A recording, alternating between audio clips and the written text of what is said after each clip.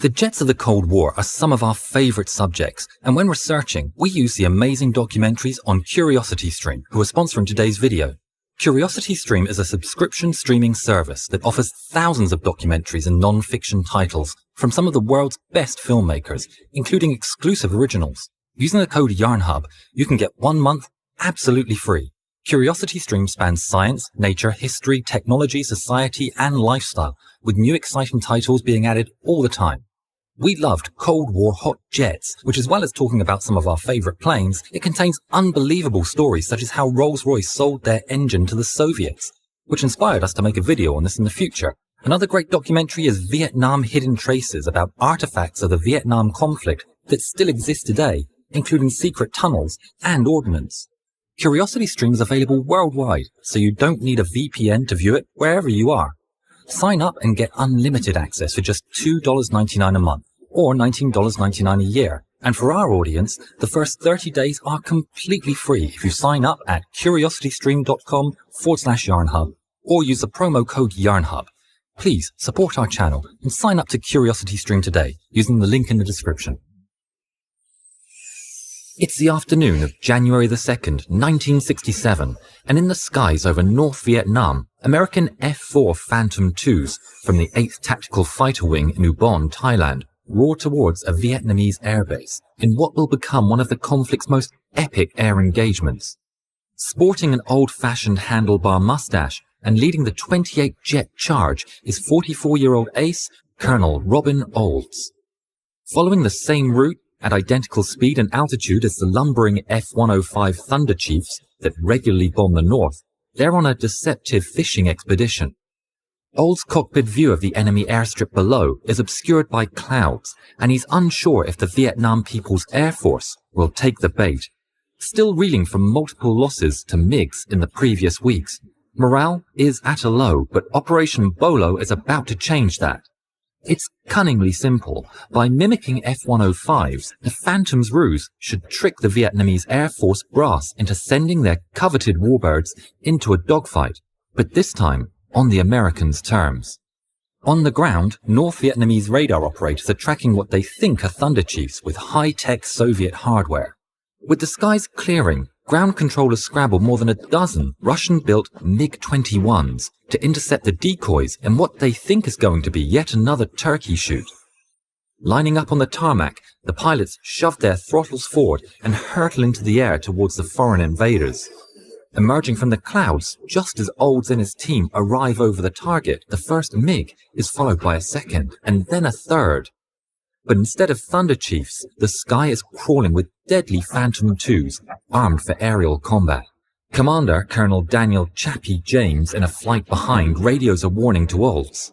Olds later said, "The battle started when the MiGs began to get out of the cloud cover. Unfortunately for me, the first one appeared in my 6 o'clock. I think it was more an accident than a planned tactic. As a matter of fact, in the next few minutes, many other MiGs started to exit from the clouds from different positions. I was lucky. The flight behind me saw the MiGs and tried to divert its attention. I broke to the left, sharply enough to get away with his line of fire, hoping that my wingman would take care of him. Meanwhile, another MiG came out of the clouds, turning widely about my 11 o'clock at a distance of 2,000 yards. He went into the clouds again, and I tried to follow. A third enemy plane appeared in my 10 o'clock from the right to the left. In simple words, almost in the opposite direction. The first MiG zoomed away and I engaged the afterburner to get in an attack position against this new enemy. I reared up my aircraft in a 45-degree angle inside his turn. He was turning to the left, so I pulled the stick and barrel rolled to the right. Thanks to this maneuver, I found myself above him, half upside down. I held it until the MiG finished his turn, calculating the time so that if I could keep on turning behind him, I would get on his tail. With a deflection angle of 20 degrees at a distance of 1,500 yards. That was exactly what happened. He never saw me. Behind and lower than him, I could clearly see his silhouette against the sun when I launched 2 sidewinders. One of them impacted and tore apart his right wing. Meanwhile, Captain Walter S. Radiker III spots a circling MiG and takes action. Straining to see through the sight but unable to get a missile lock, he fires anyway. Now, in flight and streaking towards its elusive target, the Sidewinder locks on to the superheated engine exhaust and plows into the MiG's tail, sending it into an unrecoverable spin. At this point, 3 MiG-21s are down without a single Phantom lost. In the flight behind Olds, Colonel James was also seeing some action. At 15:04, his flight was attacked by 3 MiGs, 2 from the 10 o'clock and 1 from the 6 o'clock. Concentrating on the approaching MiGs head-on, he didn't see the one behind. Suddenly, the weapons systems officer behind him warned that they had a bandit on their 6. James suddenly turned left, then right, and caught sight of the 3rd MiG.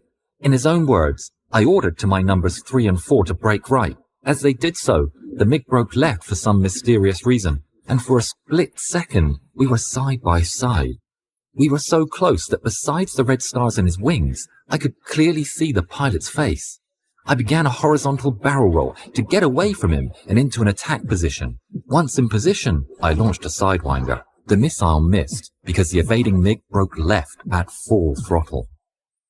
James orders Raspberry to take the shot and slides in behind him, but the agile single-engine fighter is outturning the F-4 until Raspberry's had enough and performs another barrel roll that places him in a perfect position for mere fractions of a second, which he takes advantage of by firing an A9 that slams into the MiG's tail. According to Air Force records, without a loss, the Phantoms score 7 confirmed MiG-21 kills, although officially, Vietnam claims it's 5. Later back at Ubon, jubilant ground crews line the taxiways. As each Phantom passes, the pilots open their canopies and hold up their fingers, indicating how many kills they scored. Please support the channel by liking this video, subscribing, and watching more videos of ours. Thank you.